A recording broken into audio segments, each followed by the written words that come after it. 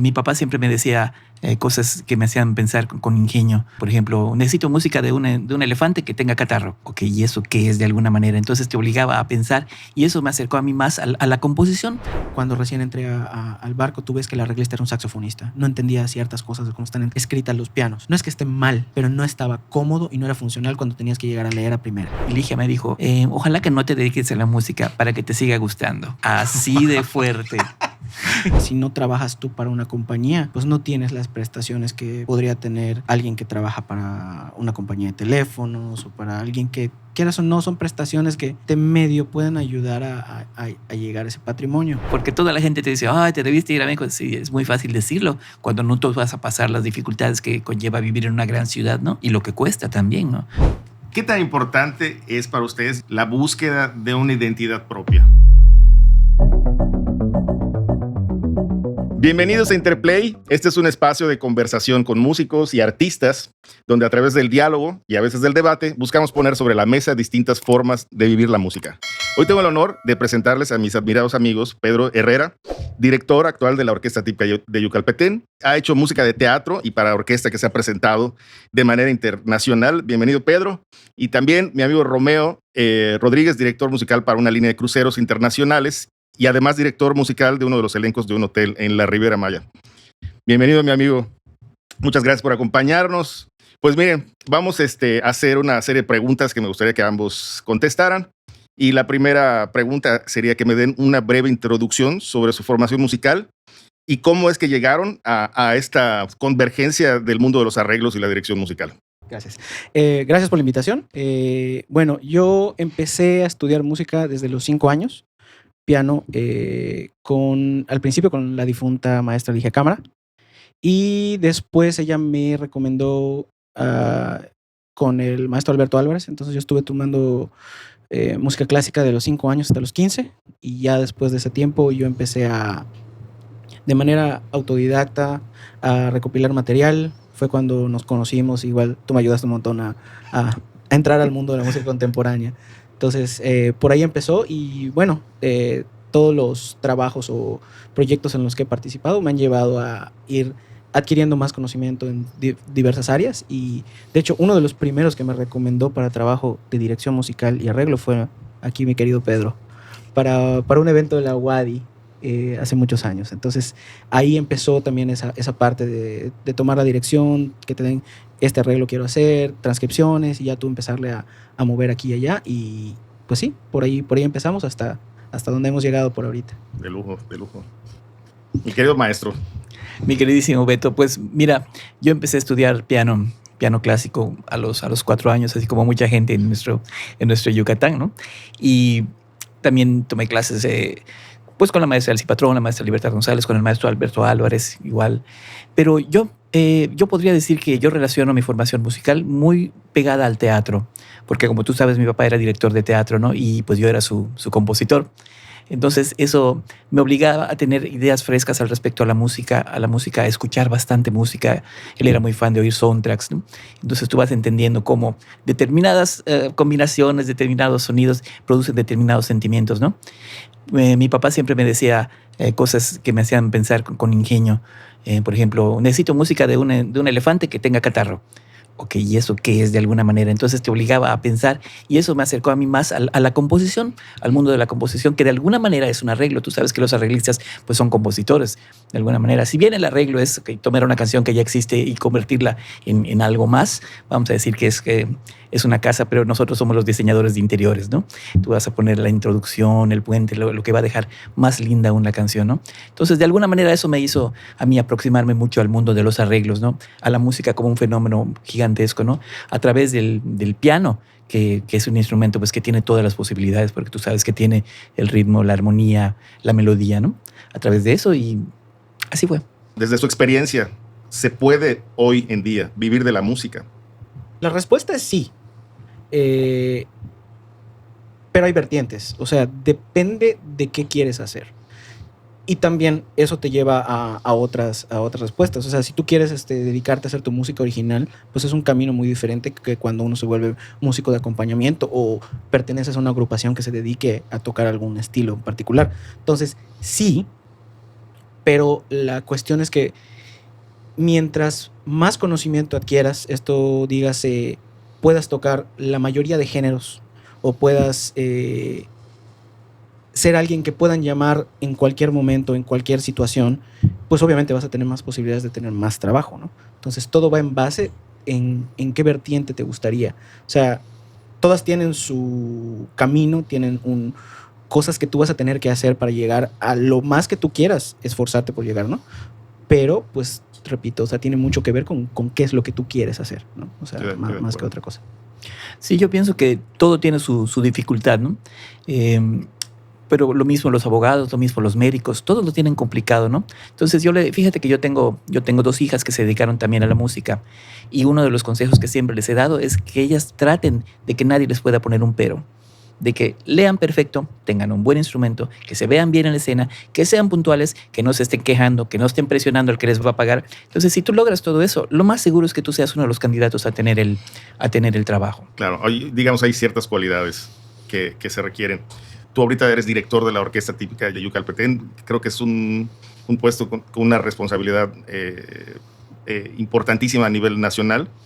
Y tú estás ahorita en el extranjero, ¿no? O sea, haciendo temporadas muy largas, girando por continentes. El detalle es que puedo ver, por ejemplo, que tú de alguna forma tuviste que salir de la ciudad para encontrar, digamos, esta estabilidad económica. Y creo que alguna vez yo escuché que ustedes también intentaron hacerlo con alguna agrupación como Yajalca. Sé que alguna vez hasta María Conchita Alonso les hizo una entrevista en la Ciudad de México. Entonces me gustaría saber qué tan importante o necesario es tener que salir de la ciudad.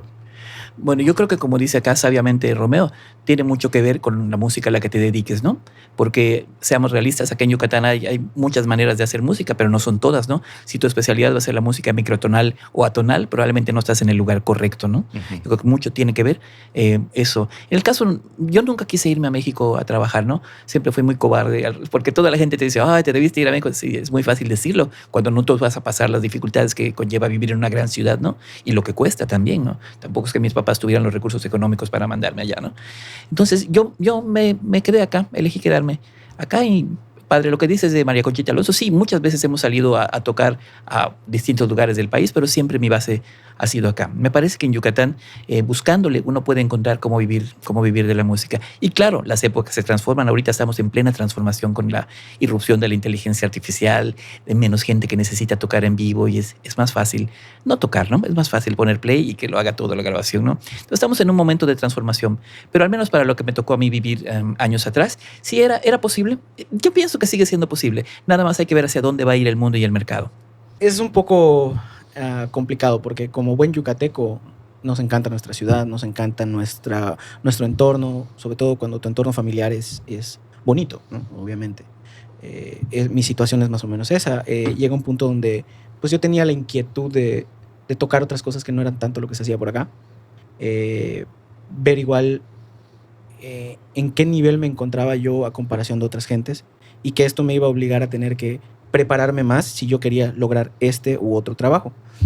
Escogí primero la Riviera Maya porque, al igual que con Pedro, la verdad, siempre el DF me causó, imagínate, todavía le digo DF, la Ciudad de México todavía me causaba algo. Muchos amigos que tenía te contaban las experiencias terroríficas de que te bajas a la tiendita y te robaron todo tu equipo, cosas así. Entonces, chispas, no sé, nunca fue algo que me atrapara. Obviamente hay gente que esa es la meta, estar donde está toda pues la mayoría de proyectos, de artistas, de promotores y todo, y es súper válido. En mi caso, pues también me gustaba estar cerca de casa. O sea, quieres o no, la Riviera Maya estamos a 4 horas. Y podías pues regresar en fechas importantes o cada vez que haya un descansito, no sé. Entonces, para mí fue más que nada probar otro tipo de música que no iba yo a tocar acá, obligarme a trabajar con gente que no era la gente con la que yo siempre trabajaba. Entonces tienes que aprender también, como bien dijo Pedro, pues a todo lo que va además de ser buen músico, que es ser puntual, que sea fácil trabajar contigo, que entiendas material, que leas bien, toda esa otra cosa que va a complementar tu trabajo de ejecución, ¿no? porque muchas veces se piensa que solo es tener talento para ejecutar y se nos olvida la otra parte, ¿no? Entonces era un poco esa parte, y también fue de mucho crecimiento porque me tocó trabajar con gente que era fácil de trabajar y se hacía cosas muy padres, y a veces no también, ¿no? Y con gente que era difícil de trabajar y tenías que buscar la manera de hacer que todo funcione. Entonces experiencias también para crecer. ¿Ustedes le dirían a un estudiante de música o de artes que en esta profesión, además de vivir estable económicamente, se puede llegar a aspirar a tener casa propia? Casa propia. Creo que ya no es una realidad prácticamente para nadie, ¿no? O sea, yo tengo amigos que son abogados, amigos que son doctores, etcétera, etcétera, que igual están rentando, porque ya está fuera de la realidad de la clase media, si es que todavía existe el tener una casa propia, ¿no? Creo que tiene mucho que ver si tus papás de alguna manera tuvieron un patrimonio, te la heredan, ok. Pero así tú solito ahorita, se me hace que está bien complicado. Totalmente de acuerdo. Es una profesión muy bonita, es una profesión que te da muchas libertades, pero esas libertades no necesariamente están correlacionadas como con otro tipo de trabajo como burocrático. Muchos músicos, si no trabajas tú para una compañía, pues no tienes las prestaciones que podría tener alguien que trabaja para una compañía de teléfonos o para alguien que, quieras o no, son prestaciones que te medio pueden ayudar a llegar a ese patrimonio. Una de las cosas igual por las cuales yo trabajé en el hotel fue apuntándole a poder tener mi casa a través de el Infonavit, ¿no? Entonces, sí hay maneras, pero también hay que sacrificar cosas, ¿no? O sea, como que ya trabajando en el hotel, mi libertad de poder ir a tocar con otra gente u otro proyecto que yo quisiera ya no era una posibilidad, porque tú tienes tu trabajo de 6 días a la semana y es a este horario y no puedes mandar un suplente. O sea, acarrea otro tipo de responsabilidades y uno tiene que decidir qué es lo que quiere, ¿no? O sea, en todo hay... No existe el trabajo perfecto, no existe la situación perfecta, entonces uno tiene también que tomar la decisión de sobre la meta que uno tenga, ¿no? Entonces, en esa etapa de mi vida, mi papá pues era muy insistente en que yo tratara de tener un patrimonio, no pensando en 2 años, sino trata de pensar en 10, en 15. Entonces, quieras o no, pues también cuando tienes a alguien que te aconseja bien, pues también te lleva a tomar ciertas decisiones que quizá en ese momento yo me perdí oportunidades de ir a tocar con fulanito, con menganito, de viajar a este otro lado, lo que sea, pero hoy en día gozo de haber tomado esa decisión. O sea, entonces sí se puede, pero acarrea otro tipo de decisiones que no necesariamente son las artísticas o las musicales. ¿En qué proyectos están trabajando ahorita, actualmente? Bueno, yo estoy haciendo mucha música para teatro. Ahorita voy a hacer la música de Titeradas de este año que va a poner en la Riviera Maya. Vamos a irnos a poner un espectáculo allá. Qué padre. Y siempre estoy en eso, haciendo arreglos nuevos para la orquesta típica. Siempre en eso, siempre renovando. Siempre me preguntan, ¿cuál es el proyecto para la orquesta típica de este año? Digo, nunca hay proyecto, ¿no? El único proyecto es afinar, poner la tuerca más fuerte, etcétera, etcétera, ¿no? Porque lo que hacemos es lo mismo, nuestra música yucateca, tocarla y cada vez tratar de hacerla mejor. Ese es el proyecto, día a día hacerla cada vez un poquitito mejor. Y yo lo he visto, fíjate con estas nuevas generaciones de músicos que me ha tocado ya trabajar, pues es mucho más fácil porque ya salen con entrenamiento orquestal. Cuando yo entré a la orquesta típica, pues había gente con mucho deseo, con mucho conocimiento de lo popular, pero poco conocimiento orquestal. Ahora las nuevas generaciones ya salen habiendo tocado, ya habiendo participado en cursos, lo que fuera, y entonces eso me da la posibilidad a mí de escribir arreglos un poquitito más complejos, de estirar un poquitito más la liga, ¿no? Ese es el proyecto de vida diario. Fabuloso, lo estás gozando. Sí, sí. Bueno, ahorita...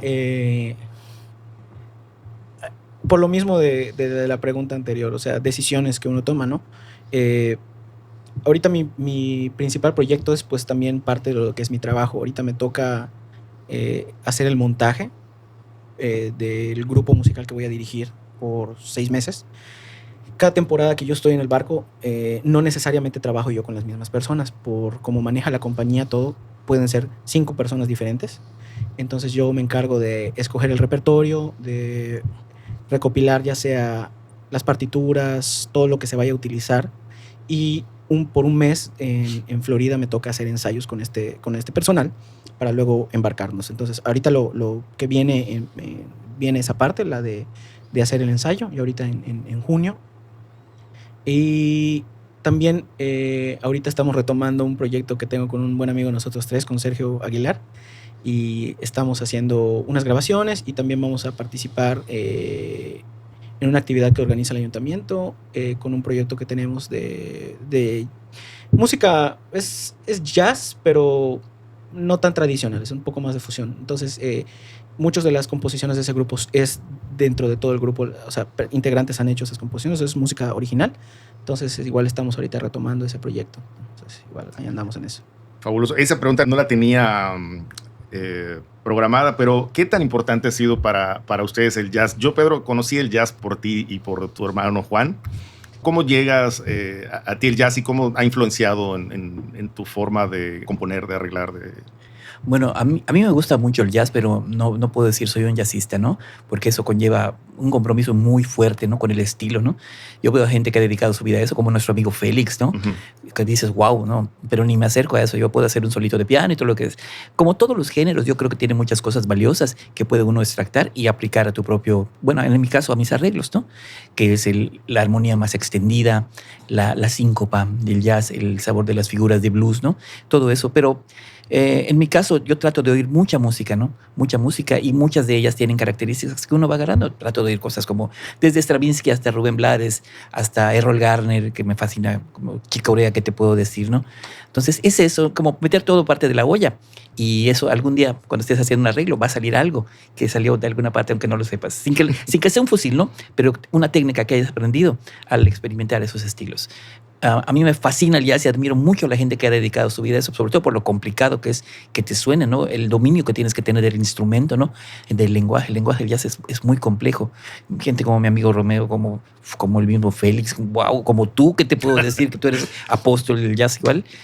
O admiro mucho eso, pero yo no me considero dentro de esa categoría. Para mí es un maestro. Te agradezco. Te agradezco. Bueno, mi primer acercamiento obviamente fue por tomar clases con Ligia, muy chico. O sea, realmente la primera vez que yo escuché cosas así era por Ligia, ¿no? Y Ligia le contaba eso a Alberto y en algún momento Alberto se rindió de que algunas cosas yo le empezaba a meter por inquieto, siempre fue muy inquieto. Le empezaba yo a meter cosas a la música clásica y que de repente se rindió y me empezaba a traer canciones de Mario Ruiz Armengol o me ponía algún ragtime, alguna cosa que también me gustara para que yo no también perdiera el foco de la otra parte, ¿no? Y pues en mi casa siempre hubo música por mi papá. Mi papá tuvo un grupo cristiano donde tenía su ministerio y tocaban en muchas iglesias y en otras. Y a él le gustaba escuchar música muy buena. Entonces, en mi casa se escuchaba música cristiana en inglés. Obviamente, como todos los músicos cristianos, escuchamos a Torre Fuerte, sobre todo mientras más noventeros, por ahí, todo eso. Y entonces, pues todo eso ya me llamó la atención para la música contemporánea. Y fue por eso que realmente yo dejé la música clásica, porque tenía yo más inquietud de entrar a ese mundo. Y amigos en común como Gabriel Cabañas fue el que me presenta contigo cuando ibas a iniciar el tag, íbamos todos los jueves.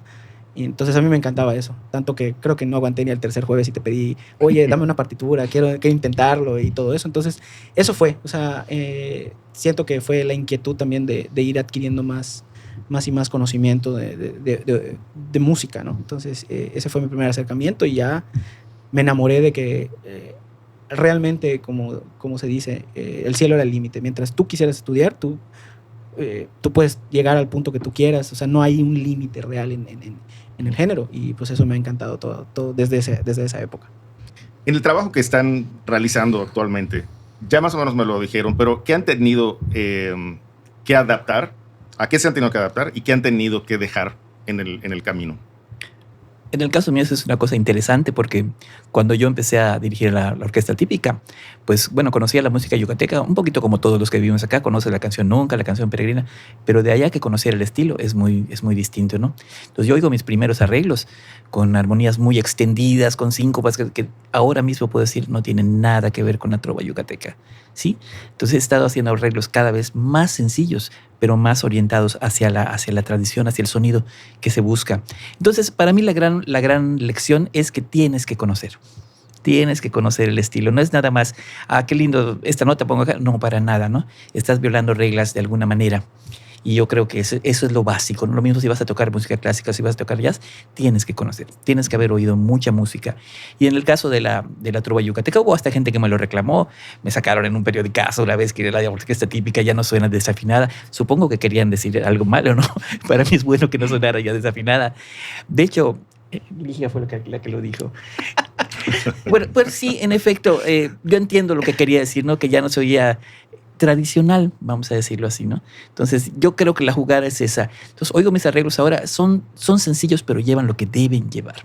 Y eso es muy complicado, porque uno quiere siempre ponerle más, demostrar que sabes, demostrar que puedes hacer esto, demostrar tu técnica de instrumentación, y no de eso se trata. Se trata de hacer música, no de hacer música para músicos. Y eso es complicado porque tiene que ver con nuestro ego. Pero para mí esa es la gran lección de la típica en estos años, ¿no? Que he tenido que aprender que tiene más importancia que mi ego la música. Bueno, en mi caso han sido varias cositas, ¿no? Primero, mis expectativas. Porque muchas veces uno dice, bueno, vas a trabajar con músicos internacionales y tú puedes esperar que cuando menos todos toquen lo mismo que tú podrías tocar. Y no necesariamente eso es el caso, porque a final de cuentas el trabajo que yo hago no es un trabajo donde yo esté tocando los arreglos más complicados de la vida y la cosa más complicada, ¿no? Son música para huéspedes, que todo tiene su chiste, ¿no? Entonces el huésped, a final de cuentas, un arreglo más enfocado en acordes extendidos o algo tipo jazz, no necesariamente es lo que lo va a atrapar. Entonces, como bien dijo Pedro, es dejar tu ego de qué es lo que requiere tu trabajo, ¿no? Y aprender también a aprovechar lo que puede o no puede hacer el músico que está a tu cargo. O sea, porque puedes tener un músico muy talentoso, pero tú tienes que hacerle entender esto mismo, que a veces menos es más. A veces el arreglo está hecho de tal manera que es tan bonito que cambiar un palm muting en Rock With You o en alguna canción que trae eso. Billie Jean, tú le cambias una parte, echaste a perder la canción. No es lo mismo con una canción, no sé, digamos, de Bee Gees, ¿no? Que se puede hacer otro tipo de arreglos dependiendo de la canción. Entonces, es entender todo a quién se lo vas a dirigir, cómo lo vas a dirigir y las herramientas que tienes, que también es no solo los instrumentos, sino las personas que van a tocar los instrumentos, pueden dar para que el ensamble sea lo mejor posible con tu equipo. No necesariamente que sea el mejor ensamble, no, es aprovechar las virtudes de tu equipo. Entonces, esa es la más importante de lo que también he tenido que aprender. ¿Qué habilidades sienten que necesita alguien que se quiere dedicar al arreglo, a la composición y que quiere construir después un ensamble sólido? Bueno, depende de qué tipo de música, ¿no? Y yo creo que lo primero es elegir a músicos que vibren con la misma música que tú, o al menos que tengan el mismo entusiasmo de hacer las cosas, porque ahorita con lo complicada que es muchas veces la situación económica, ¿no? Lo primero que te preguntan entonces, ok, ¿cuánto van a pagar y cuándo, no? O sea, no es de qué se trata la música, ¿no? Entonces yo creo que esa es la parte más compleja, encontrar un equipo de gente que esté en la misma sintonía tuya. Y luego fuera de eso, pues bueno, gente que pueda ser capaz de tocar ese estilo. No sé si estoy respondiendo a la pregunta. Sí, yo estoy totalmente de acuerdo. De hecho, ese es uno de los grandes problemas a veces con proyectos que yo he emprendido. Igual, por ejemplo, que a veces no hay la gente que puede tocar eso que tú quieres o no puede ensayar lo que requiere para hacer un papel decente. Es que ahorita todo lleva el dinero primero, ¿no? Y lo entiendo, lo súper entiendo, pero es complicado. De hecho, ahorita que estamos hablando de la gran Ligia Cámara, alguna vez yo estaba en mi cosa de vida de, me dedicaré a la música, no me dedicaré. Y Ligia me dijo, ojalá que no te dediques a la música para que te siga gustando. Así de fuerte. Sí, claro, porque yo creo que ella entendió que a final de cuentas uno va a tener que hacer música que no es precisamente, como decía Romeo, la que prefieres hacer en el instante, ¿no? Entonces eso fue una cosa terrible. Entonces yo creo que lo mejor es que te guste mucha música, no solo un solo género. Fabuloso, eso lo tenemos que escribir fuerte, con una imagen de... Ojalá que no te dediques a la música para que te siga gustando. Bueno, yo creo que hablando por las experiencias que me ha tocado vivir, sobre todo cuando a ti te ponen a trabajar con gente que no necesariamente tú escogiste, lo más sensato es primero que nada tratar de buscar un punto que sea la base y de ir partiendo en cuanto a qué te gustaría que llegue a sonar esto o esto otro. Por ejemplo, también en el hotel yo llegué a una situación donde todos los músicos que estaban en esa banda, no yo los escogí. Tú llegas a esta situación y pues vas a tener que dirigir o vas a tener que hacer esto. Entonces tienes que prestar mucha más atención de la que tendría que prestar cualquiera de ellos en escuchar el estilo de cómo un bajista se conecta con el baterista para que tú puedas también hacerles notar, bueno, aquí esto está muy bien, pero en esta otra parte hay que trabajar esto otro. O sea, viene un poco en base a hacer una introspección del entorno que te toca, de la gente que te toca y tratar de sacar la mejor versión de cada uno. Obviamente cuando es un proyecto que tú lo inicias, que tú puedes escoger a la gente, pues es un poco más fácil de llegar al punto donde tú quieres, porque pues viene todo en común. Y en cuanto a lo que ahora todo tiene que ver con dinero, sí es muy cierto de que a veces muchos proyectos no se terminan de concretar o no llegan a lo que pueden llegar por esa parte. Y lo único que uno puede hacer es seguir intentando hasta que se pueda dar. Si tu corazón está en eso, porque si en tu corazón también llega al punto donde pues ya lo intenté mucho y creo que este proyecto no va, pues puede ser intentar otro, ¿no? Va dependiendo de las inquietudes también de cada quien en esa parte, ¿no? Creo. Me gustaría saber si de niños o cuando empezaron a tocar había un piano en casa y qué tanto creen que eso influyó en su camino musical. Bueno, en el caso mío sí había un piano, pues rentábamos un piano y luego mi familia puso una sala de fiestas infantiles, que fue la primera del sureste donde se empezaron a hacer fiestas pues para niños, etcétera. Ya estaba el piano allá, pero el piano era un piano negro y era una visión bastante sombría para una fiesta infantil, ¿no? Entonces pintamos el piano de amarillo y se le puso una vaca pintada, era el piano menos serio del mundo. Pero sí, tenía yo mi piano. Wow. Bueno, en mi caso, como comentaba al principio, mi papá tuvo un grupo cristiano muchos años. Entonces, pianos eléctricos subieron en mi casa. De hecho, el primer teclado que yo me acuerdo haber visto fue un Poly 800 Korg. Claro. Que no servía y era mi pianito para jugar. Cuando empiezo a tomar clases, mi papá yo nunca conocí a este señor, pero es famosísimo, Madariaga. Claro. Compró uno de esos que no me acuerdo la marca, eso sí no me acuerdo, pero era que eran como si fuera un maletín. Los abrías y solo tenía como 4 o 5 sonidos. ¿Pero los hacía Madariaga? No, él los vendía. Seguramente era el Yamaha que se usaba para las cumbias. No era Yamaha, ¿no? Pero era uno todavía más sencillito. ¿Farfisa? Mucho más sencillito. Pero ese estilo de sonidos. Es un Farfisa o algo así. Y muchos años ese tuve hasta que yo empiezo a tomar clases con Alberto Álvarez y él sí le insistió a mi papá, necesito un piano acústico. Tanto así que mi papá compró un piano acústico yo a partir del 94 y lo compró meses antes de la devaluación, o sea, en el momento indicado. Entonces sí, la verdad yo tuve ese piano muchos años en la casa, entonces sí. Pero el instrumento, ¿creen que sí fue algo que tuvo como consecuencia que ustedes puedan ser músicos? El hecho de que estuviera en la casa. Bueno, el caso mío me parece que es mucho más bonito tener un entretenimiento tan estimulante como un piano, sobre todo si tienes la curiosidad de ser músico. En lugar de prender la tele o en lugar de, no sé, en el caso nuestro, que yo crecí en una casa donde no éramos parte de un vecindario, entonces no había posibilidad de salir a jugar con los amigos porque estaba la calle, ¿no? Entonces, pues sí fue magnífico tener un instrumento al que pudieras ir y dedicar parte de tu tiempo, hasta como ociosidad estabas tocando. Eso ya es suficientemente bueno. Bueno, en mi caso yo pues entraba yo a los ensayos. El instrumento que realmente al día de hoy creo que es el que más me encanta no es el piano, es la batería. Entonces yo siempre me trepaba a la batería. Tengo fotos creo que de 3 años o hasta más chico pegando baquetazos y demás. Pero mi papá en algún punto pensó, si hay un instrumento donde no necesitas a nadie más, o sea que tú puedes tocar solo, es el piano. Entonces ese vas a estudiar. Y si ya después quieres hacer otro instrumento, quieres tocar alguna otra cosa, bueno, está bien, pero ese es el que me tocó y piano va a ser, ¿no? Pero tenerlo en la casa era una tremenda bendición porque estabas ahí con eso y además los eléctricos, entonces de repente ponías algún otro efectito, alguna otra cosa, entonces sí, ayuda un montón tener el instrumento en casa. Es verdad que yo sabía que tú tocas varios instrumentos y que has tocado batería y bajo y todo. Igual, Pedro, yo en algún momento te he visto tocar bajo. Esta versatilidad, ¿creen que ha influenciado también en su capacidad para hacer arreglos? Bueno, yo creo que parte del ser arreglista tiene que ver con conocer las limitaciones y las características de varios instrumentos, ¿no? Poder de alguna manera sentir cómo se siente para que no escribas algo que sea imposible de tocar o algo que sea muy, muy cansado, ¿no?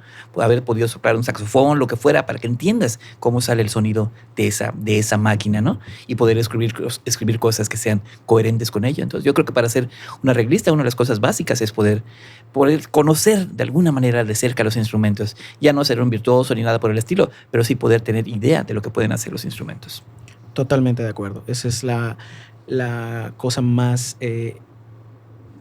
elemental, digamos, en la cuestión de cuando tú realmente quieres hacer un buen arreglo, necesitas entender otro instrumento que no sea el tuyo. Porque igual algún arreglo puede no necesitar tanto tu instrumento. Y cuando solo tocas el piano, tú vas a entender que todo sea en base al piano. Me pasa con muchas cosas que me tocó tocar. Cuando recién entré al barco, tú ves que el arreglista era un saxofonista. No entendía ciertas cosas de cómo están escritas los pianos. No es que esté mal, pero no estaba cómodo y no era funcional cuando tenías que llegar a leer a primera.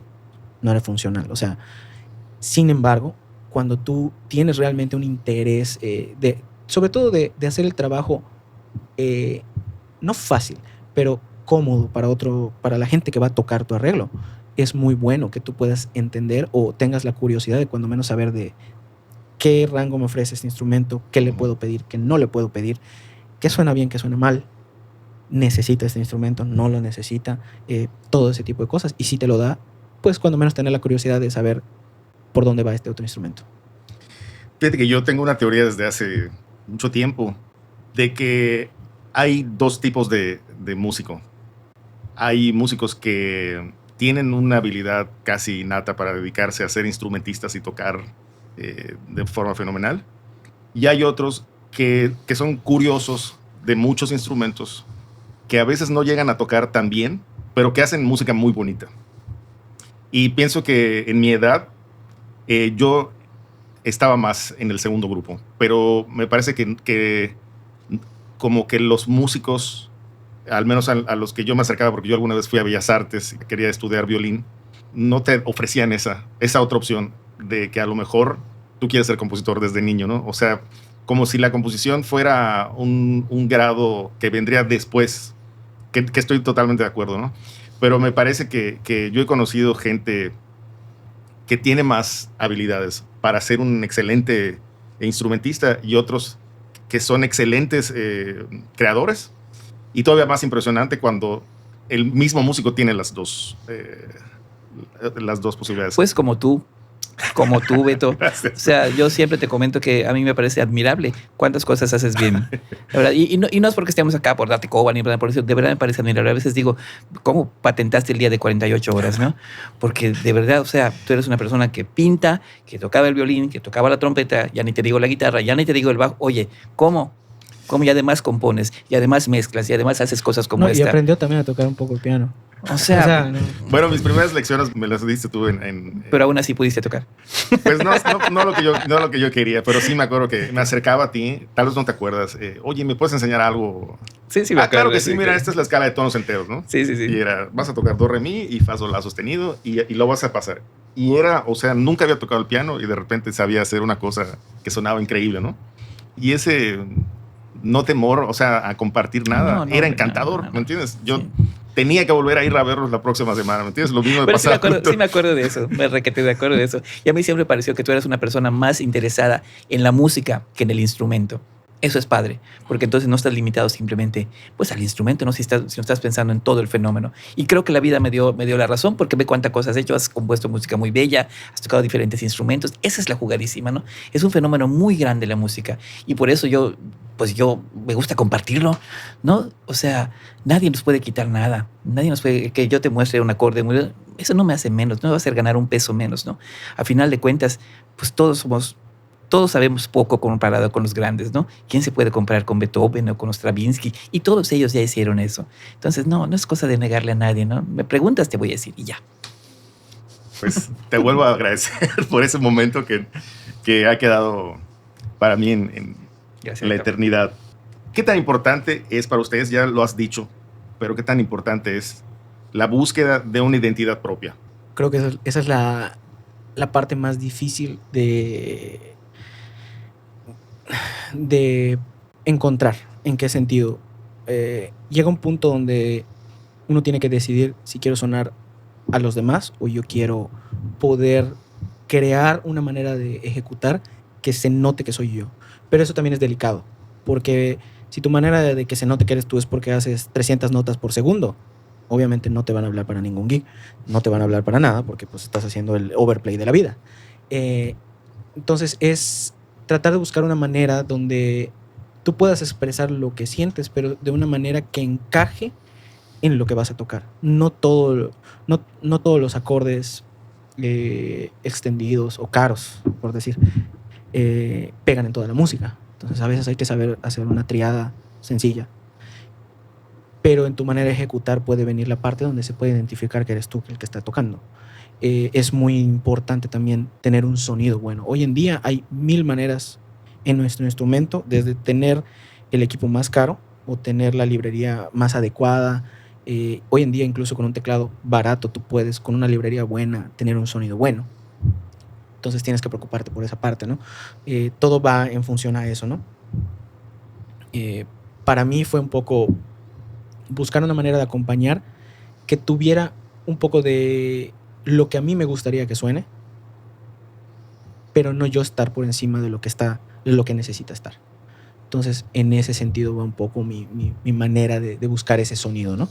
Y la otra tiene que ver también, sobre todo cuando estás acompañando, es aprender a escuchar y corresponder a lo que estás recibiendo, ya sea del cantante o del otro instrumentista cuando estás tocando música instrumental o jazz, que ese interplay pueda haber, y eso también te va a llevar a tener una identidad y que se pueda reflejar, o sea, porque se nota que tú estás escuchando. Los últimos años de los proyectos igual del difunto maestro Chicorea, si tú te fijas en todos los videos, él ponía el piano de tal manera de que él pudiera ver a todos. Ellos ya no tocaban así, como en línea. Viendo al público, ¿no? Ya, el público no es que no le interesara, sería algo horrible de decir, e imprudente sobre todo, pero no era la conexión más grande que él quería tener. Él quería tener una conexión muy buena con todo su proyecto, con sus músicos, y de esa manera transmitirle al público ese sentimiento, todo lo que podían llegar a tener. Entonces eso también viene con escuchar y poder contestar también lo que los demás están diciendo. Es una identidad colectiva. La que, ¿no? En el caso mío, yo pienso que es inevitable que seamos quienes somos.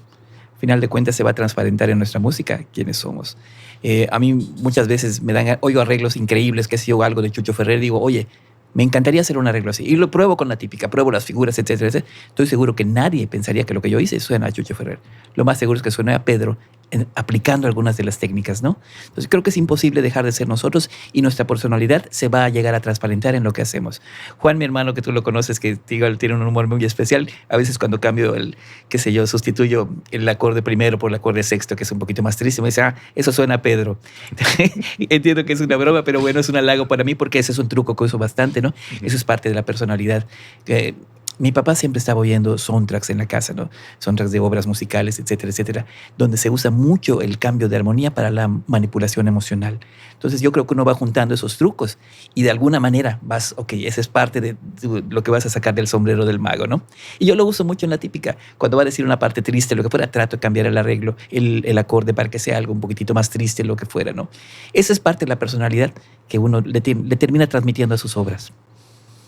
Sí, a mí me impresiona que como tú ya estabas, desde que yo era un niño que iba a empezar a dedicarme a la música, como tú ya pensabas en la narrativa, ¿no? Es fuerte porque hay las dos tendencias. Fíjate que un músico que yo admiro mucho, que es Stravinsky, Igor Stravinsky, él decía que la música no expresa nada, que no expresa absolutamente nada, que son solamente colecciones de alturas, que uno, con su percepción, con la música que ha oído, con sus expectativas, con el título, eres el que le está dando el contenido emocional. Entonces hay las dos maneras de pensarlo. Yo creo que la verdad está en medio. Total. ¿Sienten que el lugar de donde vienen, nosotros nacimos en Mérida, influye en la manera en cómo hacen la música? Sí, yo creo que sí, porque la música es extensión de nuestras personas y nuestro acento yucateco, por ejemplo, es muy difícil de ocultar, ¿no? Entonces tú oyes Mocoicap, Tushane. Estoy seguro que a ningún cubano se le hubiera ocurrido eso, así como a nosotros no se nos hubiera ocurrido esa música que tienen ellos tan sincopada, ¿no? No es parte, pero tú los oyes hablar a ellos y tienen ese ritmo Sí, especial. cómo no. Entonces es por eso que la música es un lenguaje, ¿no? Tal vez no sea el lenguaje universal como se dice, ¿no? Pero sí yo creo que es de alguna manera algo que está conectándonos a todos con nuestras identidades. Y eso es lo padre que hay que mantener. Yo no creo para nada en el globalismo. Creo que es muy importante que cada grupo conserve su individualidad. Y en nuestro caso, nuestra música, ¿no? Nuestra música yucateca tiene sus súper particularidades, ¿no? Ese acento muy fuerte tiene que ver con el maya, con nuestra manera de hablar, con nuestro acento, ¿no? Entonces sí. Buenísimo, buenísimo. Y lo dices en el contexto de la música típica y de la música regional. Claro, exactamente. Por eso también cuando nosotros tocamos música cubana, bueno, sí nos podrán sonar las notas, pero así como a ellos, yo pienso que es muy difícil, muy difícil de verdad, porque tiene que ver con el habla, con la idiosincrasia, con la velocidad a que se dicen las cosas, se procesan. De acuerdo. Ya lo dijo todo el maestro. Perdón. No, está perfecto. Yo, completamente de acuerdo. ¿Cómo sienten que la tecnología ha cambiado la manera de hacer arreglos, de ensayar o de incluso dirigir música en la actualidad?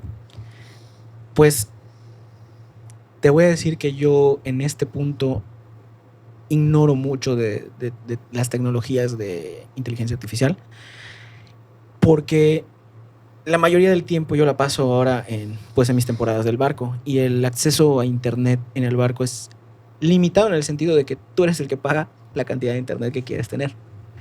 Entonces, no necesariamente es buen negocio pagar la cantidad que tú pagas de internet todo el tiempo para tener acceso. Entonces, desconozco mucho sobre las herramientas que te puedan ayudar o no ahora en inteligencia artificial, pero tecnológicamente hablando, hay muchas cosas que son demasiado útiles. O sea, los programas de notación que nosotros utilizamos hoy en día, que se puedan conectar con tu mismo teclado y tú puedas, con esto, te ahorra un montón de tiempo a la hora de escribir ciertas partes. O sea, todo eso obviamente ayuda muchísimo a hacer arreglos.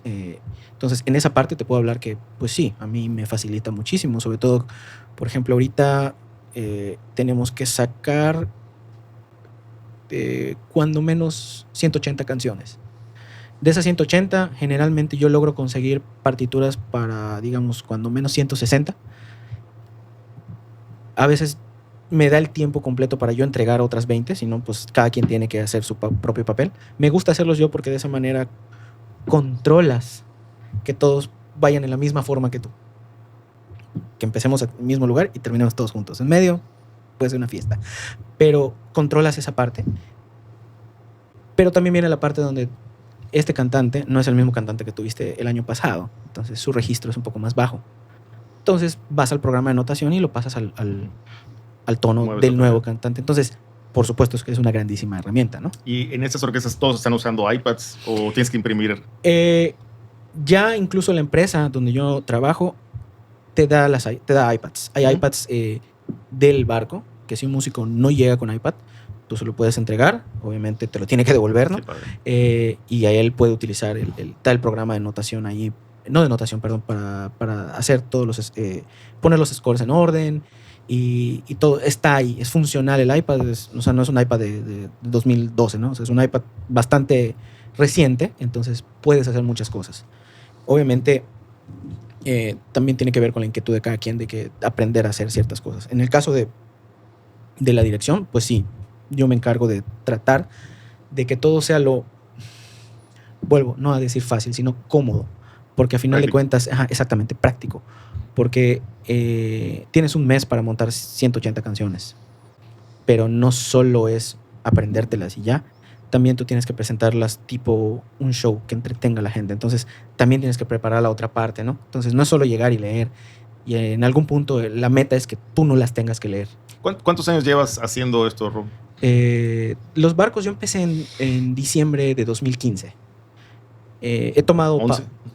Sí, pero no han sido completos. Obviamente están el año y medio de pandemia y yo me he tomado unas pausas largas. Entonces, no han sido efectivos los 11, pero a partir de 2021 he estado ya otra vez ya más constante, ¿no? Pero ya puliste ese oficio de organizar tantos arreglos en tan poco tiempo, ¿no? La gran Porque ventaja, sea fácil, pero... La gran ventaja es que, repito, no puedo hablar por otras compañías porque al día de hoy yo he trabajado solo con una. Tengo amigos que han trabajado en otras, pero en la compañía que yo trabajo, ellos se toman hay una partida del presupuesto del departamento de entretenimiento que es para partituras.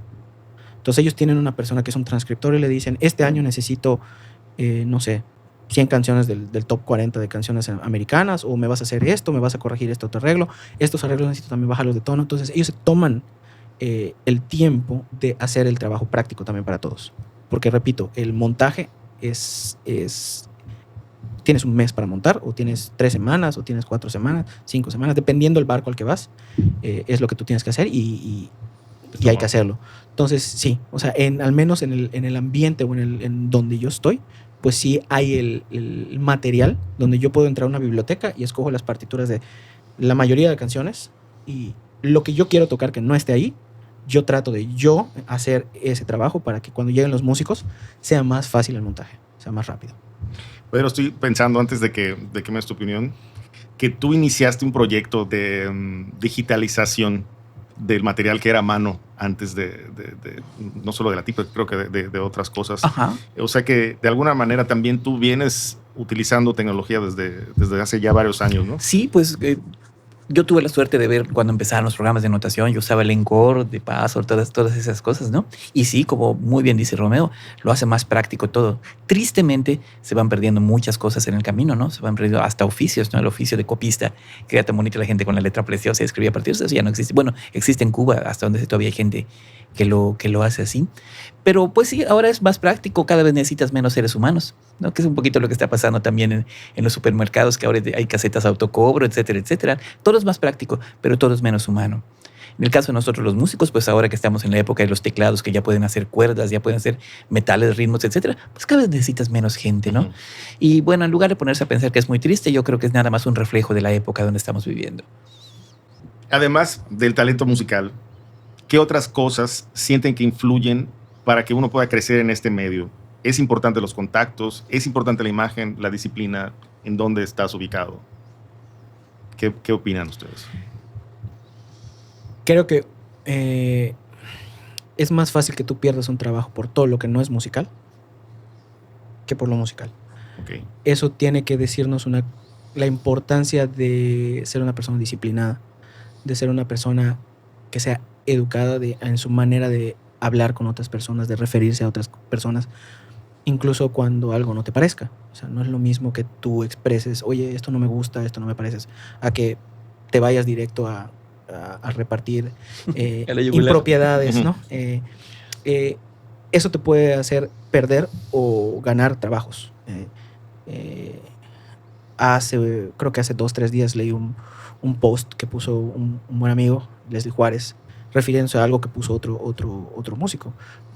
La gente que realmente está en los trabajos, que siempre hay trabajo, no está ahí solo porque sean virtuosos o porque sean buenos músicos, es porque son la gente que se preocupa por estar preparada, por no llegar tarde, por ser amable, educada.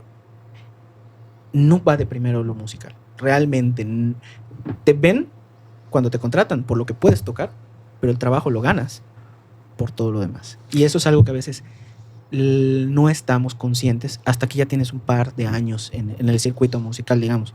No te das cuenta, entonces de repente pones primero tus preferencias o tu ego, y eso te puede llevar a que te vuelvas radioactivo y nadie te hable. En conclusión, si un músico es un virtuoso, eso no le va a permitir ser una diva, ¿no? Es difícil decir que sí, pero hay casos donde sí, pero también son después de años de haber hecho tu proyecto. No digamos nombres, pero por poner un ejemplo, no sabemos cómo sea Yanni.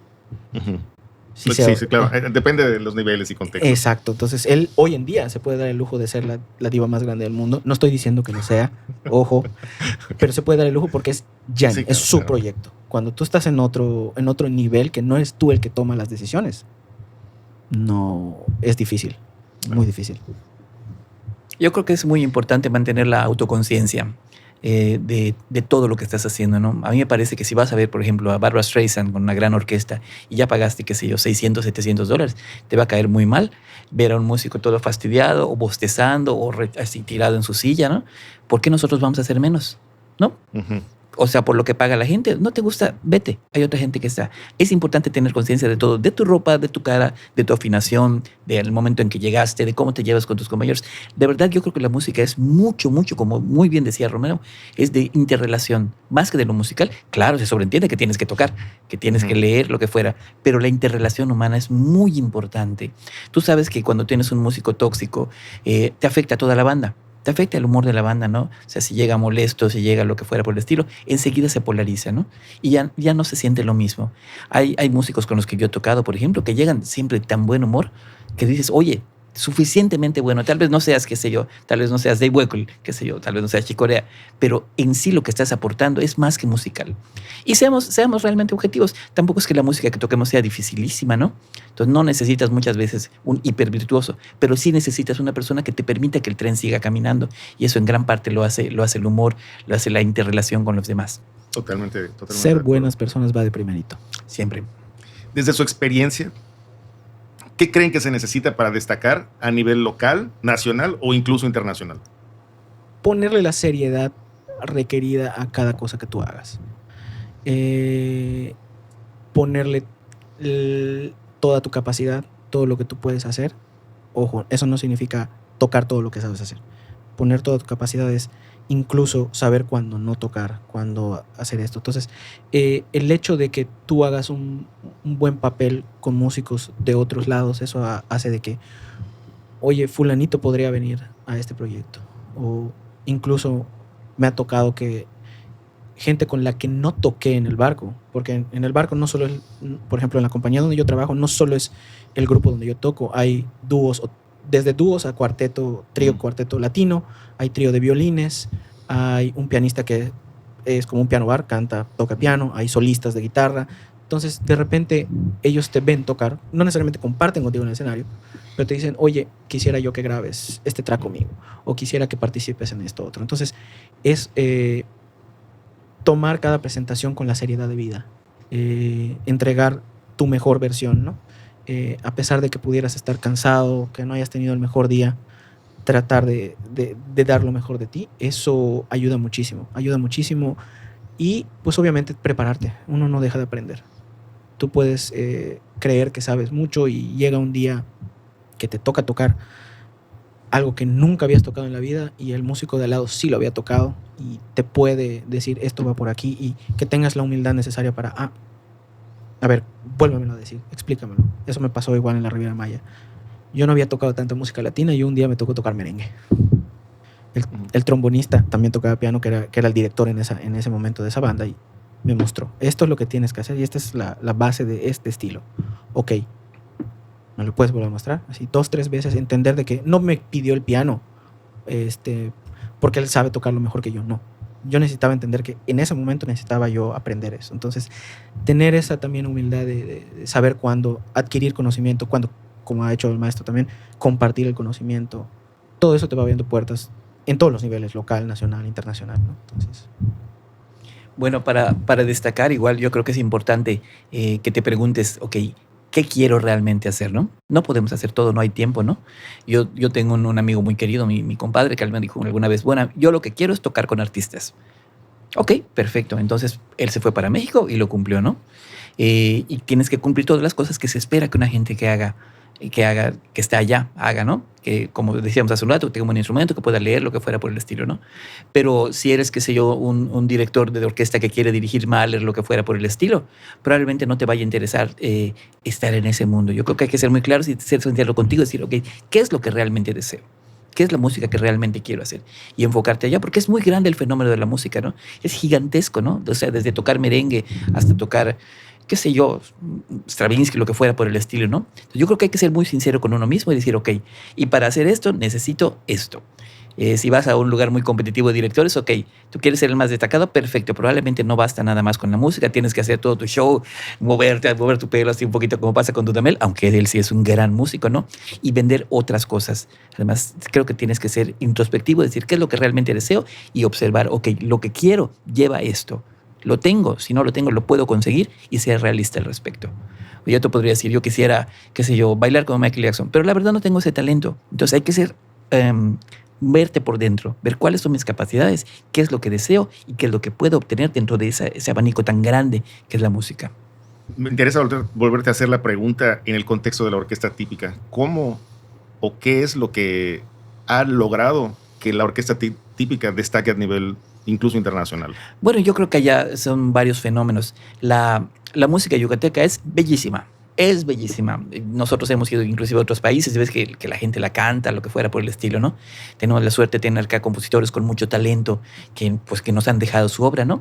Creo que otra cosa básica ha sido que la orquesta ha estado mejorando. Se toca más afinado, más ordenado, los papeles ya están limpios porque ya no están hechos a mano, ¿no? Parte de usar las tecnologías de ahora es que, como decía Romeo muy bien, tú puedes tocar y todos están en la misma parte. Cuando le dices a la gente, ok, vamos al compás 97, todos saben dónde está el compás 97, ¿no? Es muy importante tener ese orden.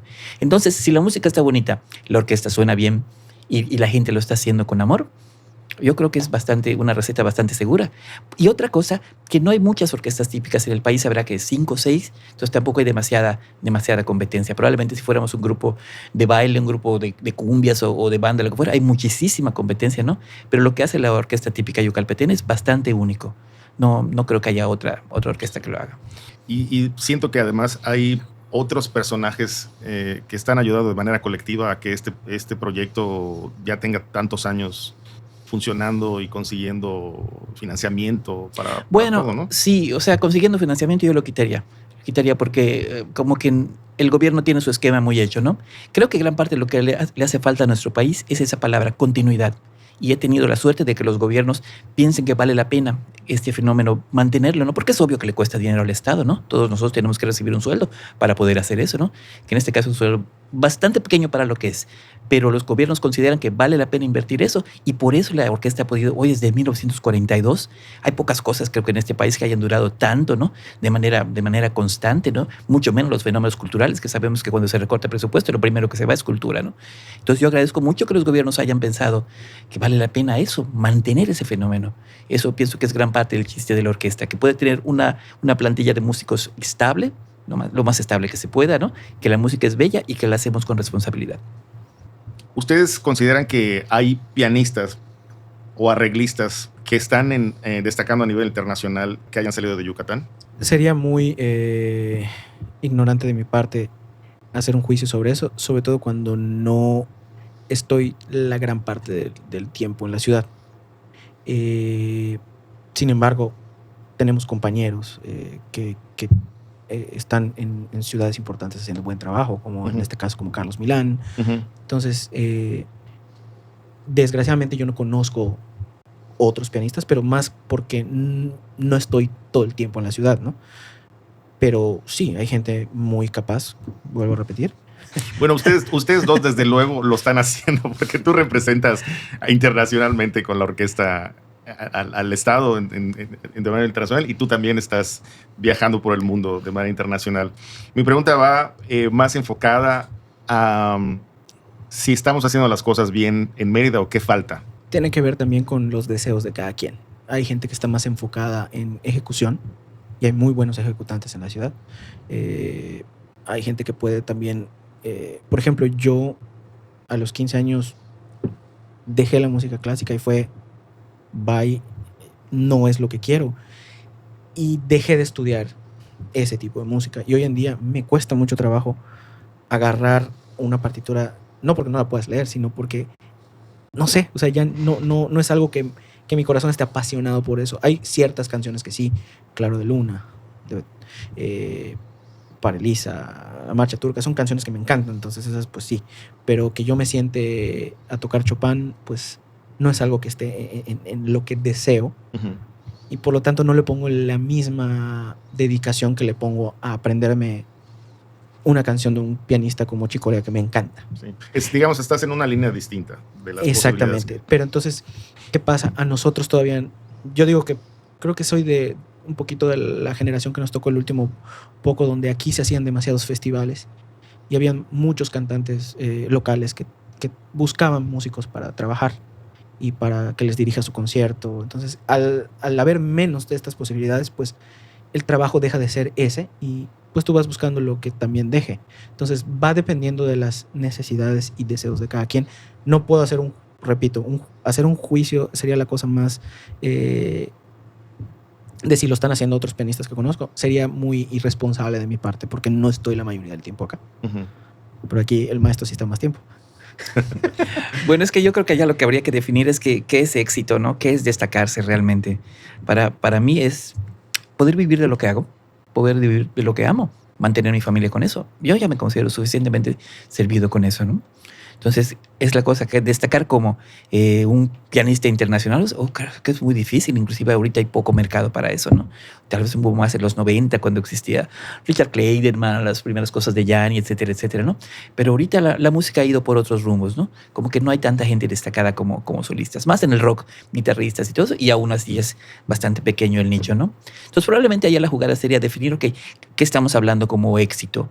Y creo que muchas cosas se están haciendo bien en la ciudad, en esta ciudad. Siempre decimos que Yucatán es un país aparte, ¿no? Entonces, pues es difícil compararse con otros países, ¿no? Acá, a mí me parece que tú eres un ejemplo. Me parece que Juan Palacios, por ejemplo, en lo que hace, me parece que lo hace bien, ¿no? O sea, claro, si nos ponemos a compararnos con Chick Corea, todos somos hormigas, ¿no? Pero si lo que se necesita acompañar bien a una persona, ahora sí, yo conozco mucha gente que lo puede hacer bien. Y en el caso que tú dijiste de manera internacional, pues de nuevo vuelvo a señalar a Romeo, que me parece que hace un papel súper recontradigno en esas cosas, ¿no? Entonces, tal vez, yéndome para el principio de lo que acabo de decir, habría que definir cuál es el éxito. Si la definición fuera que es mantener a tu familia y hacer lo que te gusta, oye, somos exitosos. Sí, yo no quisiera usar la palabra éxito, sino destacar. Porque éxito también ¿Qué sería es muy destacar? Un ejemplo que creo que es importante, que es algo que quería decir hace rato. Yo pienso que los festivales que se hacen a nivel local o que debe haber en cada estado, a veces la gente que los organiza, no es que sea una obligación, pero creo que es la oportunidad ideal para que tú veas qué es el nivel de artistas que están destacando internacionalmente. Porque simplemente curar un festival debe tratarse de eso, ¿no? De poder mostrarle a diferentes ciudades, mira, esto es lo que está pasando. A veces hay temporadas que traen a gente de Asia o de Cuba, sí. o de América del Sur o de Estados Unidos. Y particularmente, una de las cosas que a mí me ha motivado a dedicarme a la música, a pesar de que todo me decía que no lo hiciera, fue ver increíbles músicos en festivales como los que organizaba Eric Boucher, ¿no? Tú conociste a Manuel Rochman y a músicos franceses increíbles que llegaban acá. Y yo, o sea, no sé si estaba mal, pero yo consideraba que eso era el modelo. Yo pensaba que para mí esto es destacar. Yo quiero estar en la próxima lista de festivales y es muy doloroso no lograrlo. Pero luego, no doloroso, es muy frustrante. Sobre todo cuando hay una serie de cosas que no entiendes, que son factores que no están en tu control, ¿no? Pero que yo considero que ahí es responsabilidad de las instituciones locales, gubernamentales, artísticas, ¿no? Entonces, ahí es donde yo digo, pienso que a veces ha tenido buenos aciertos Mérida en esta cuestión de cómo nos muestran qué es lo que deberíamos aspirar, y a veces lo descuidan muchísimo. Sí, terminan siendo los mismos haciendo lo mismo. Termina siendo lo que dijo el maestro, tiene que ver con la continuidad. Muchas veces en los cambios de gobierno las visiones cambian de la persona que queda encargada, entonces las prioridades cambian. En cuanto a eso, por eso a veces hay temporadas muy buenas, hay temporadas muy malas. O sea, sí, y bueno, y mi pregunta era para ahí. Por ejemplo, yo, si contestara, pienso que una de las cosas que debería hacerse que deberían pasar para subir el nivel de lo que el nuevo músico o el joven o incluso nosotros aspire tendría primero que ser que tengamos acceso a una galería, a un festival donde tú puedas enamorarte de cierto género de música y donde realmente veas cómo, o sea, qué es lo que se requiere para estar allá. Porque si solo te lo imaginas, muchas veces lo que pasa, y hay mucha gente que lo dice, el disco es una fantasía. Tú oyes un disco y muchas veces ese disco es irreal. Yo sé que hay de épocas a épocas, sé que hay discos que se grabaron en vivo, pero no es lo mismo. No es lo mismo ver a una persona en vivo que es un ser humano, que comete errores, que además es algo que no lo puedes creer, ¿no? O sea, yo alguna vez tuve la oportunidad de ver a Steve Vai de las primeras veces que yo iba a México y lo vi cometer un montón de errores como cualquier guitarrista, ¿no? Y eso no es que te encante ver que tenga errores, sino que simplemente te dice, o sea, es un humano como yo, ¿no? Quiere decir que si yo me esfuerzo, a lo mejor algún día podría lograr eso. Entonces, algo como los festivales, ¿qué ustedes creen que falta? Bueno, a mí me da la impresión de que los festivales se han vuelto un poquito el divertimento fácil, ¿no? El lindo aplauso, todos salimos felices y ya, se acabó. Y se quemó el dinero y se fue en el aire. Creo que se ha descuidado mucho la parte académica, la parte técnica, poder entrevistar a esa gente que viene. O sea, ¿cómo llegaste allá? ¿Qué tanto me puedes mostrar de la música que haces? ¿Qué tanto me puedes explicar? Porque en el escenario, claro, todos estamos contentos, aplaudimos y ya, pero se lo llevó el aire. Nadie realmente aprendió mucho, ¿no? Totalmente. Entonces, parte de los festivales, como muy bien decías, es precisamente ese rollo, poder crecer, poder ver a la gente que viene de otras partes, qué están haciendo, qué me pueden enseñar. De otra manera, es simplemente un divertimento fácil. Claro, tristemente el divertimento fácil pues es el más popular. Sí, yo totalmente de acuerdo. También creo que antes había festivales un poco también más especializados. O sea, me acuerdo que había festivales de coros, había festivales de jazz, de pianistas o de guitarra. Y como también me dijo el maestro, con los recortes, pues lo primero que se va es, creo que lo más especializado. Y dejas el divertimento fácil. O sea, dejas lo que va a llenarme el teatro, la gente va a estar contenta, va a comentar que estamos haciendo muy buen trabajo, todos van a estar contentos, la Plaza Grande se va a llenar, etc., ¿no? Entonces creo que también eso quieras o no, va mermando un poco lo que, como bien dices, te puede alentar a ti como espectador ver a alguien que está haciendo lo que tú quisieras hacer o ver la realidad de lo que tú quieres ya en vivo, ¿no? O sea, creo que pues sí, también ha afectado un poco que ya pues ciertos festivales se han perdido, ¿no? O sea, ciertas cosas ya no llegan como antiguamente. Sí, bueno, y desde luego están los apoyos, las becas, las convocatorias para realizar obra. Por ahí va mi pregunta hacia qué cosas sugieren ustedes que debería de incentivarse más. Pues para mí el conocimiento, poder hablar con estas personas que vienen a dar un concierto, es valiosísimo verlas tocar, pero es más valioso que te puedan decir de cerca, ok, esto es lo que yo hice, así lo logré, a estas personas recurrí, perfecto, ya ves entonces un panorama más, no simplemente el lindo aplauso, decir qué bonito tocas y ya, punto. No, o sea, un poquito más, tratar de ser un poquitito más profundos con respecto a la experiencia del acto artístico, no simplemente qué lindo, lo que fuera, y todos terminan tocando una canción, salimos todos bailando y ya, perfecto, vamos a cenar pizza, ¿no? ¿Qué nos dejó? Claro. Esa es la jugada, retomar, y a mí me parece que en los primeros festivales que se hacían acá, la Mérida Blanca y todo eso, tenían parte de esa vocación. Creo que ha ido cambiando, yo no sé si conscientemente o lo que fuera, pero sí es muy distinto, Tú lo sabes, a veces traían gente de Portugal y que luego daban una clínica de cómo se tocaba la guitarra portuguesa. Todo eso sucedió acá en Mérida. Parece increíble, pero sí sucedió. Entonces pienso que habría que retomar eso, habría que volver a ver al arte como una expresión humana única, auténtica y valiosa, y no simplemente como una manera de pasar el rato. Al día de hoy, como resumiendo, ¿ustedes sienten que están viviendo lo que imaginaban cuando comenzaban en la música? ¿Lo que imaginaban que iban a vivir? ¿O traspasó las expectativas? ¿O qué? Pues en mi caso yo creo que está siendo más de lo que yo hubiese pensado al principio, ¿no? O sea, realmente dedicarme al 100% de la música, haber tenido la experiencia de tocar tanta música tan diferente, que incluso cuando era algo que era netamente un gig por cobrar, el repertorio te obligaba a prepararte para algo creo que no hubiera yo pensado, igual incluso haber compartido escenario con ciertos músicos que he tenido la fortuna de tocar, incluso conocer, o sea no, o sea, realmente no lo hubiera yo pensado, y gracias a Dios he tenido la fortuna de eso, o sea, desde por el hecho de haber trabajado en la Riviera Maya y que se diera con que estuviera el Festival de la Riviera Maya y puedas conocer a tu héroe. No lo hubiese yo pensado. Tener la oportunidad de también de adquirir conocimiento de personas como tú, que me tocara sin planearlo también trabajar muchos años con Félix y que fuera otra fuente de información, ¿no? De formación, ¿no? Otra visión completa a la de un pianista, ¿no? Contigo fue formación a través de un guitarrista, ¿no? Que también te da otro panorama completamente diferente, ¿no?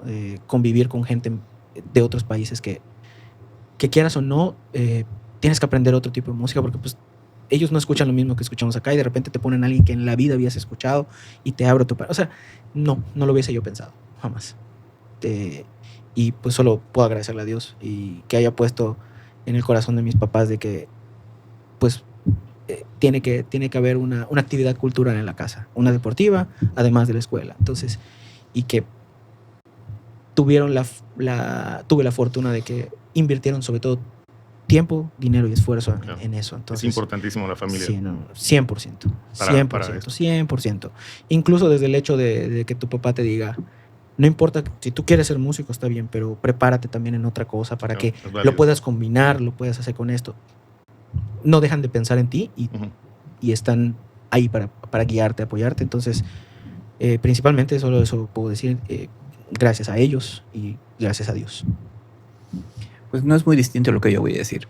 O sea, igual, gracias a Dios me considero afortunadísimo y ha sido más de lo que yo pensé. Mucho más de lo que yo pensé. He podido escribir música para gente que admiro. He dirigido Sinfónica, la orquesta típica, que ha sido el honor de mi vida. Wow, no sé qué más podría pensar. Sobre todo en un país cuyas circunstancias muchas veces a la gente le hace trabajar en algo que no fue particularmente lo que soñaron, ¿no? Yo he podido mantener a mi familia haciendo lo que amo, ¿no? Entonces, wow, gracias a Dios también. Admirable el trabajo de ambos. La verdad es que son un ejemplo, ambos. Pedro, tú siempre lo has sido, y Romeo. Gracias. Tú cada vez me sorprendes también. ¿Hay alguna cosa que no hayamos mencionado? ¿Algún proyecto que esté en puerta o que les gustaría compartir? No, en mi caso no, simplemente seguir haciendo lo que haces, ¿no? Seguir haciendo, y lo único que yo diría además, que es muy importante tratar de hacer en lo que hacemos, ser de bendición para los demás. Eso creo que es importantísimo.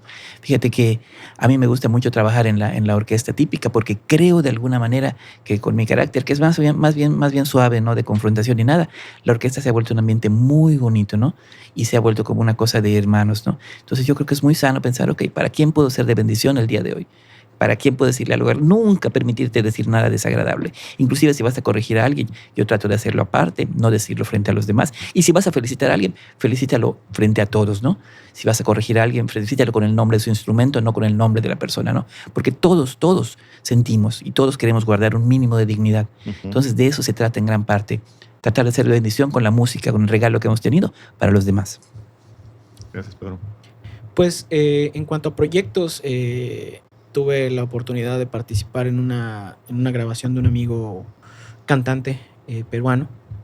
Me invitó a participar en un track hace unos años ya, y va a haber la luz ya ese disco. Y en ese disco tengo la oportunidad de compartir créditos con Ed Calle. Vale. Entonces igual es un tremendo honorazo. ¿Y ya sabes para cuándo van a...? Si no estoy mal, debe de salir ya completo, si no en los primeros días de junio, a mediados de junio. Entonces viene eso. Ya prontísimo. Sí. Y pues en particular yo tengo la inquietud de, pues sí, ahora sentarme a terminar ahí varias cancioncillas que tengo pendientes de mías, ¿no? Que el detalle ha sido que no he sabido. El problema es que cuando escuchas igual mucha música, te gusta un poco de todo. Entonces he estado más pensativo sobre qué género quiero que realmente termine siendo el disco. Entonces no terminan no termino las canciones ahorita por ese rollo, y llevan ahí un tiempo ahí asentadas un par, pero sí quiero compartir un par de esas para el proyecto que tengo con Sergio, que se llama Groove Ministry. Y estoy en eso, o sea, de ponerme más en el lado de componer música para igual abarcar otro mundo, ¿no? Que he hecho música o sea, para canciones cuando me han llegado o con una letra o vamos a hacer esto, pero no que sea 100% mi responsabilidad, ¿no? Ujú. No sé si me explico bien, ¿no? O sea, como que para aportar a otra gente. Hice los arreglos igual sobre todo armónicos, para el disco de un amigo baterista en Playa del Carmen. Entonces, me encanta hacer esa parte, pero pues no le he dedicado tiempo a lo que tengo ahí, ¿no? Entonces, es eso, igual ponerle el tiempo. Y pues ahorita, ya que tengo un par de temporadas aprendiendo la nueva posición que tengo, que es la de dirección, manager de músicos, pues ya conozco los tiempos y ya puedo organizar mejor mi tiempo para dedicarme también a esa parte. Etapas nuevas. Pues sí. ¿Tienen redes sociales en donde se les puede seguir lo que están haciendo? ¿Que quieran mencionar? Bueno, yo estoy en Instagram y en YouTube como RORR0512 y son las que más uso para compartir cosas. Como todos, estoy en todas, pero realmente esas son las que utilizo para tener más música, y por ahí comparto cosas de las que ando haciendo y por ahí me pueden encontrar. Perfecto. Yo confieso con gran vergüenza que no. Bueno, de todas maneras, luego me pasas las ligas también para seguir el trabajo de la típica y algunas ligas también de tu obra que hiciste con la orquesta. No sé si existe alguna grabación. Sí, claro que sí. Para que las compartamos aquí. Muchísimas gracias por compartir esos momentos. Muchas gracias a ustedes por su paciencia y por su interés. Y nos vemos en el próximo Jam.